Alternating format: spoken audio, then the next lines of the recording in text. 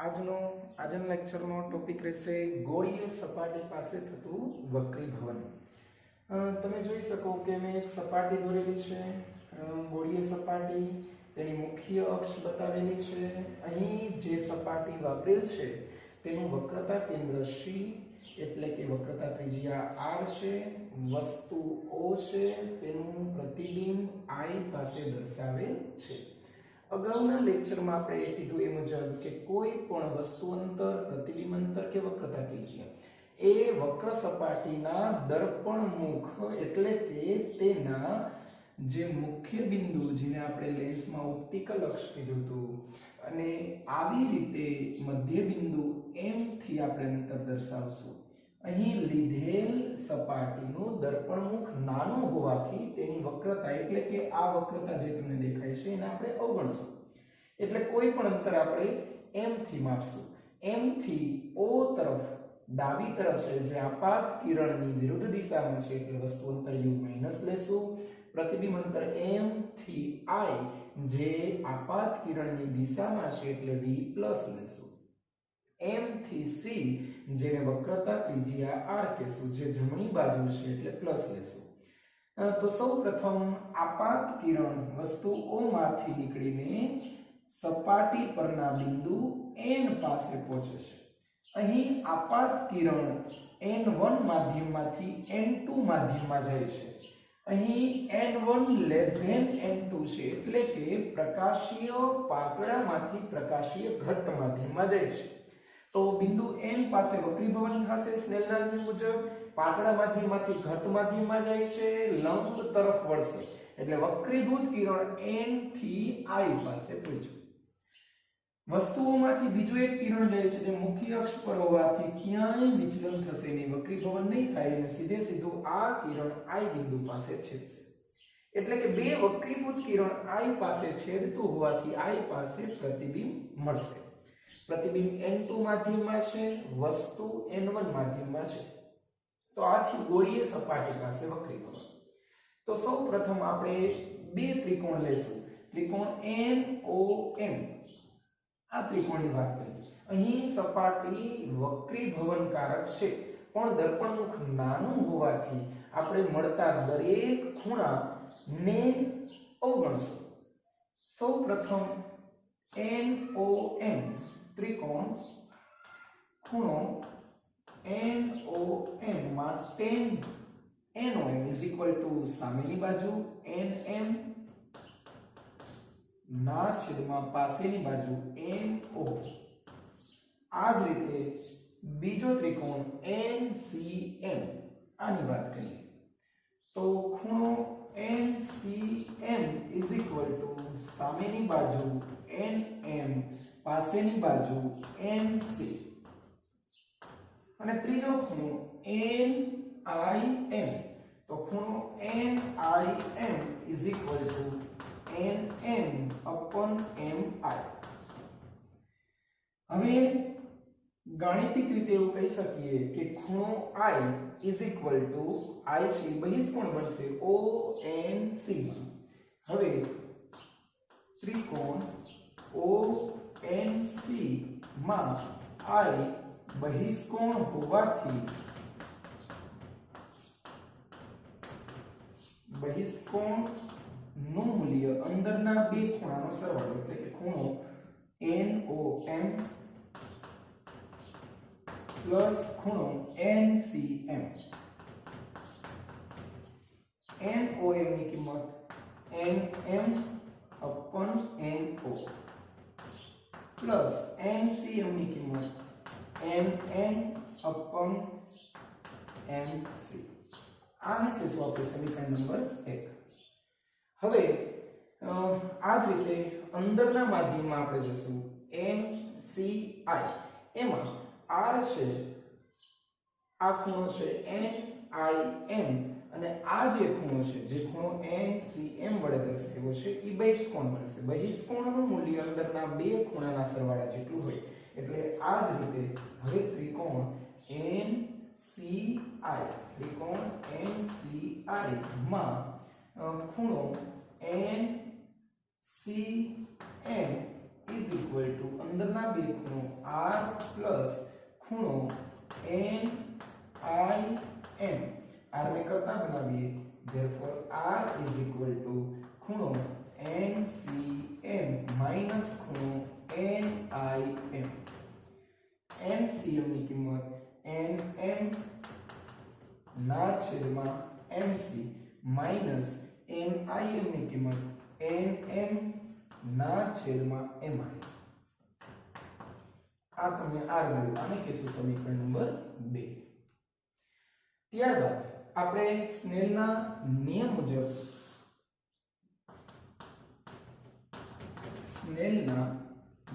મુજબ બિંદુ n પાસે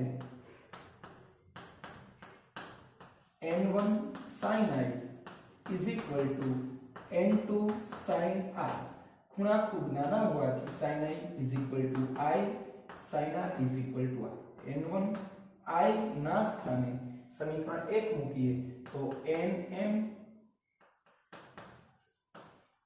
upon no plus nm upon mc is equal to n2 bracket of nm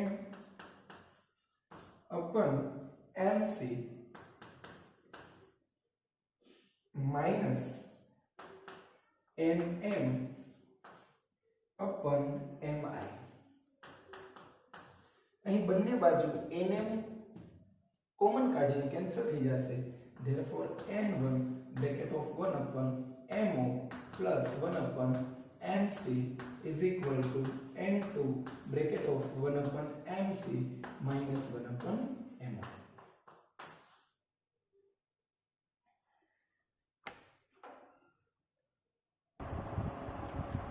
સમીકરણમાં n1 અને n2 ને કૌંસની અંદર લઈ લ્યો આ જે n2 છે આ n1 ને સામેની બાજુ જાય તેથી કરીને mc વાળા એક બાજુ જાય આ સમીકરણમાં સાદુરૂપ આપીએ તો n1 upon no plus n2 upon mi is equal to n2 upon mc minus n1 upon mc હવે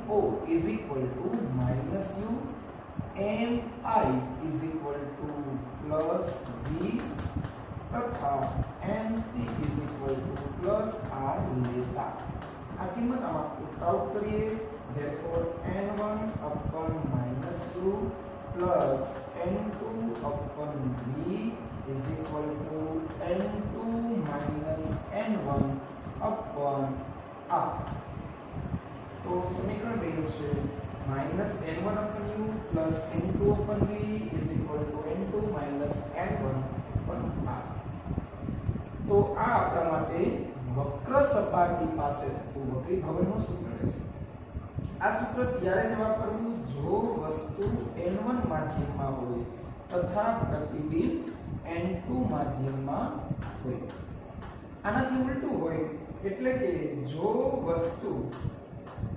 ઘટ માધ્યમમાં હોય n2 અને પ્રતિબિંબ n1 માં રચાતું હોય તો જ્યાં n1 છે ત્યાં n2 થઈ જશે જ્યાં n2 છે ત્યાં n1 થઈ જશે n2 n1 ના સ્થાને n1 n2 r રહેશે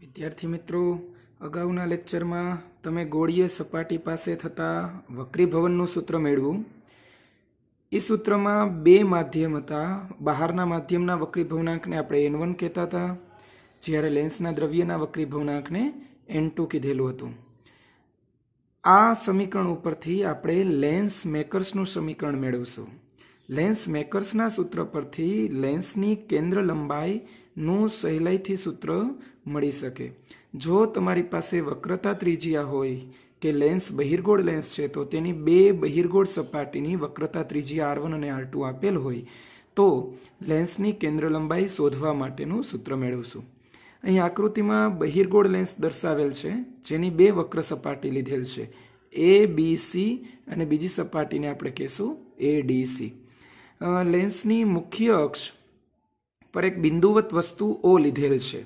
અહીં વસ્તુ O માંથી બે આપાત કિરણો નીકળશે। એક મુખ્ય અક્ષ પર થઈને એટલે કે ઓપ્ટિકલ કેન્દ્રમાંથી પસાર થાય છે, એનું કોઈ જ વક્રીભવન નહીં થાય અને સીધું સમાંતર પસાર થશે। જ્યારે બીજું આપાત કિરણ લેન્સની પહેલી સપાટી ABC વડે વક્રીભવન થશે। લેન્સના દ્રવ્યમાં વક્રીભવન થઈને લેન્સની બીજી સપાટી પરના બિંદુ N2 પાસે ફરીથી વક્રીભવન થઈને પ્રતિબિંબ I પાસે રચશે। તો આ બહિર્ગોળ લેન્સની બંને સપાટીને આપણે જુદા જુદા બે કેસથી સમજશું। સૌ પ્રથમ પહેલી સપાટી ABC કે જેની બહારનું દ્રવ્ય N1 છે, અંદરનું દ્રવ્ય N2 છે।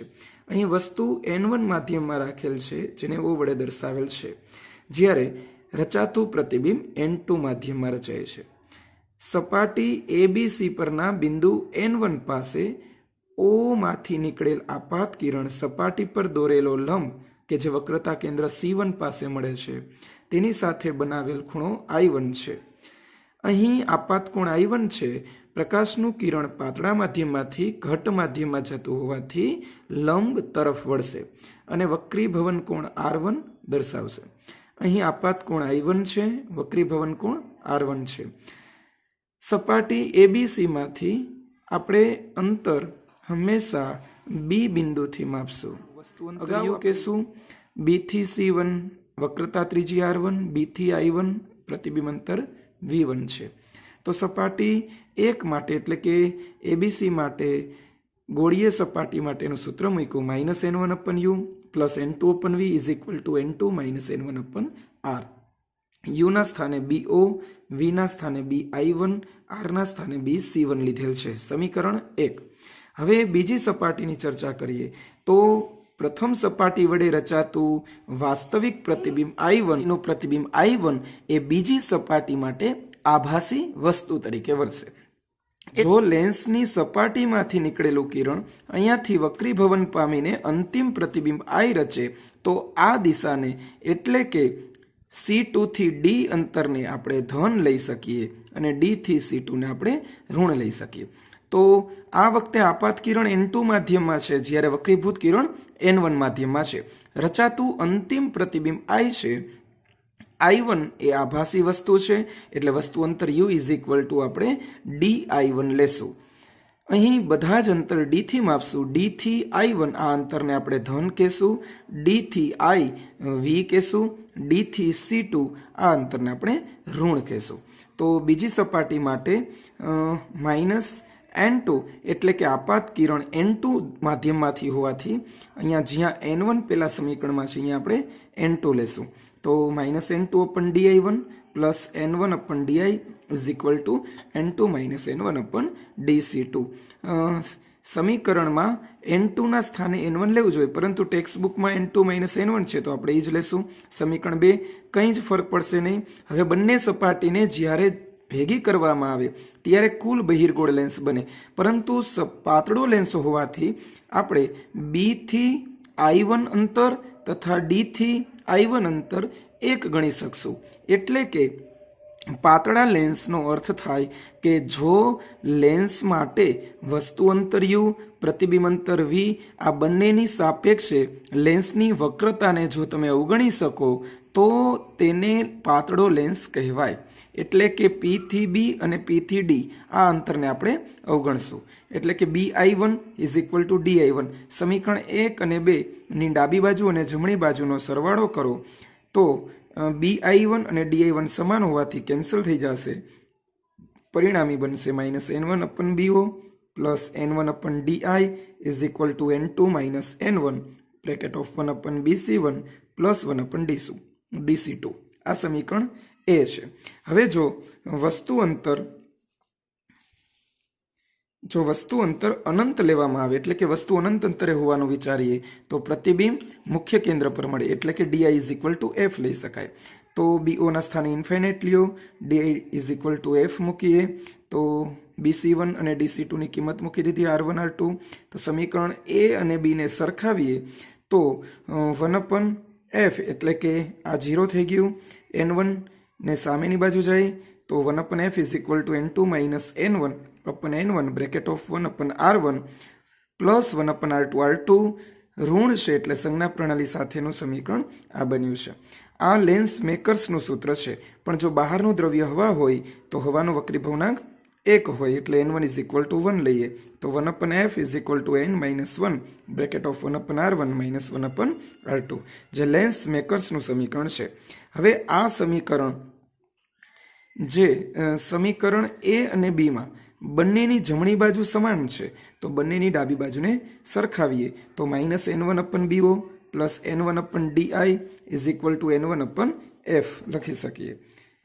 n1 કોમન કાઢીને કેન્સલ કરી નાખીએ, bo ના સ્થાને વસ્તુ અંતર u લઈ di = v મૂકીએ તો લેન્સ માટે ગાઉસનું સમીકરણ આવ્યું.